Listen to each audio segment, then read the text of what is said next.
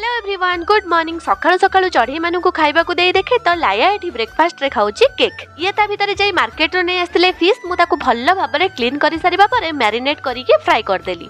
माछ संगे पखाळर कॉम्बिनेशन तो पूरा बेस्ट। हेले मो देहटा आज टिके भल नथिला, सेति पई मते खाइबा को पडिला पिठा। पखाळ संगे माछ भजा खाइ कि बाहरी जाइतिले ऑफिस। आज आसीबार थिला राजा, ता संगे मो पियुसी को पुआ आसिकी पहुंची जाइतिले। सेमानक पई बनैतिली मु लॉट्स ऑफ आइटम। जेहेतु मो पीसी पुओंकर मैरेज अछि तो एमाने आसीथिले हमकु इनवाइट करबाकू। तांको पईका टेस्टी टेस्टी खाना बनैथिली आ सेमाने खाइ कि बहुत सारा तारीफ करिथिले। खाइ सारिबा परे टिके रेस्ट करी सेमाने बाहरी जाइथिले घरकू। संध्यारे भगवान को नमस्कार करि सारिबा परे से आनिथिबा मिठा को समस्तिंक घरकू मु पठेई दैथिली। आ भितरे आसी जाइथिले गुड्डू, तांको टिके मिठा खुआई दैथिली। लायाकू तार इवनिंग स्नैक्स बने के दे दैथिली। सिए खाइ सारिबा परे तार जो डांस, बाप रे बाप।